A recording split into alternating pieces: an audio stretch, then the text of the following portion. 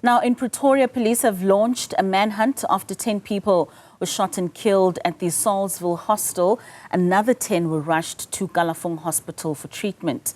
The motive for the shooting is unclear. Newzroom Afrika's Zola Sholwana is tracking that story for us and joins us live for more. Zola, good morning to you once again. So we do know at this point that the motive of this shooting is unknown. Are you getting any reaction from community leaders with regards to what could have led to this incident?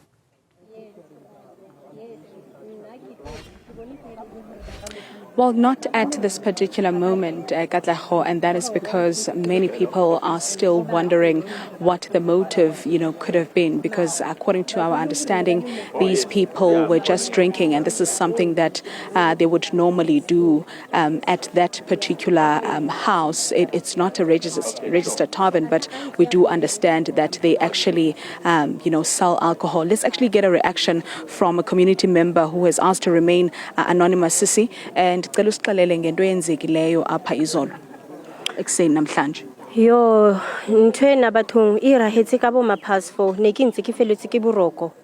So go thomile ga o last thunya bullet e1 gunshot e1 ka utloela ne ke nana re maybe ke batho ba ya fita because re tloetse ho tloela dithunya ka mo ereng ya rena.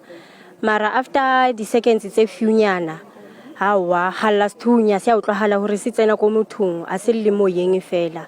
Ke tsene ke counta di gunshots ke feletse ko 24 after 24 a ke sa itse hore go iragetse eng because le nna ne ke tshogile ke tshabetse le hore ke na le bana ka montlong a ke itse hore di bullet tse di gole biang ka monna. So after then ka no fulusa bana ko mpetong ka ba robatsa mo fase a ke sno utlwa hore di didimetse ka no nna le nna. After then ka utlola di bullet tse dingwe hape tse 4 di la moyeng. So after 10 minutes after dithunya di lile ke utlwile ausi o mongwe a lla hora hore ne a le gausi thata le mo go iragetse crime scene go teng.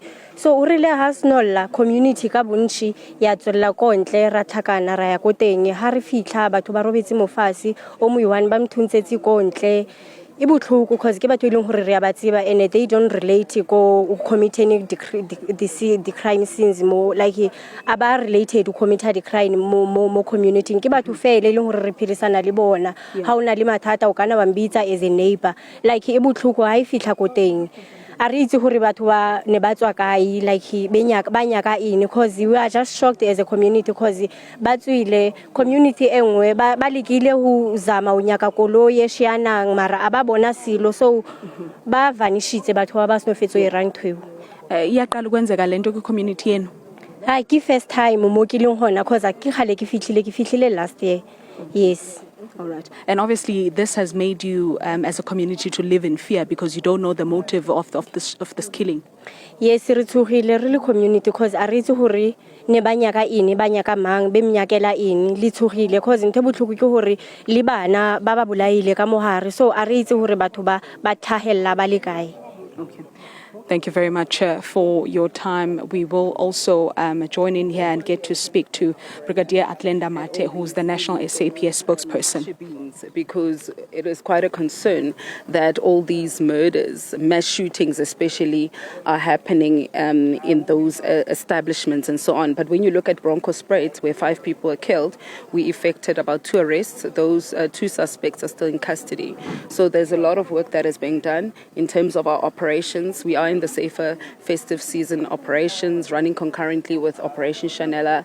In the last 7 days, I think it was 16,000 suspects that were arrested and 123 unlicensed firearms that were seized across the country. So we are having ongoing operations, and we are focusing on serious and violent crime. As we can see, we are having a problem with these shootings, ongoing shootings, gun violence in the country. And I think it's quite important that I also highlight that between April and September, we seized more than 3,500 illegal and unlicensed firearms, and we will continue on that trajectory to ensure that we permanently remove these firearms from our streets. Brigadier, just before you go, can you kindly confirm the number of people that have died here? Do we know the ages of some of the victims? Okay, very good morning. Thank you for the opportunity. A total of 25 people were shot. in the early hours of this morning. We have 11 that have been confirmed dead. 10 were certified dead on this particular scene. The bodies are still in that hostel. We've got one that died in hospital. We've got 14 victims in a hospital that have survived the particular incident. We have been taking down their statements, those that are able to, those that are not in a critical condition. We are looking for 3 unknown suspects that we are told got into that illegal shebeen at the hostel, and started shooting. We've got the youngest victims among the deceased. We've got 3 minors, the youngest being 3 years old. We've got also a 12-year-old. We've also got a 16-year-old, and the rest 8 are adults. Quite unfortunate. We are seeing a worrying trend. These illegal shebeens and some licensed establishments are really posing a challenge when it comes to your gun violence and so on, because a lot of these mass shootings are happening at these establishments, and innocent people get involved in this crossfire and so on, and that is what we are seeing. We are still investigating the motive. We don't know what the motive is, but we have mobilized maximum resources. We've got our serious and violent crime unit here. We've got our provincial detectives at a district level as well as station level. So we are hoping that in no time we will be able to effect the necessary arrests. The owner of the shebeen is one of the survivors, so she is helping us with information and so on. But we are on the ground. Our detectives are actively searching for those that are behind this particular crime scene. Speaking about being on the ground, some of the community members were raising their concerns about the lack of police visibility when it comes to this precinct, particularly hostels, essentially saying that if there were more police that are actually get to be deployed in this area, then these kind of incidents could have been, avoided. Well, in terms of police visibility, we'd have to engage with the local station and the provincial commissioner. I think they would be better positioned. But continuously, Gauteng is among the provinces that we capacitate. We ensure that they receive adequate and sufficient police officers that are newly trained to bolster our crime combating efforts. So Gauteng is a priority when it comes to capacitation and resources and so on. So we are working on that particular visibility, but in terms of that, we'd have to engage further with the province to see where are the gaps, where are the loopholes, where do we improve, where do we enhance police visibility, and so on.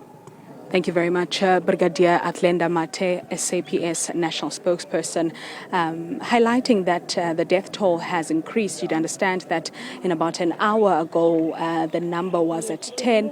Now we are looking at about 11 people that have died. Another one succumbed to their injuries while receiving medical treatment at a hospital.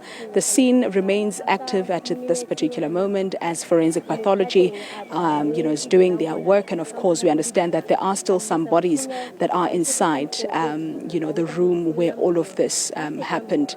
For now, back to you in studio. All right, Zola, Sholwana, quite worrying there hearing the spokesperson speak about 3 minors that have also now lost their lives in this incident. A 3-year-old, a 12-year-old, and a 16-year-old are amongst the 11 that have lost their lives. Thank you for your time and bringing us that update. Now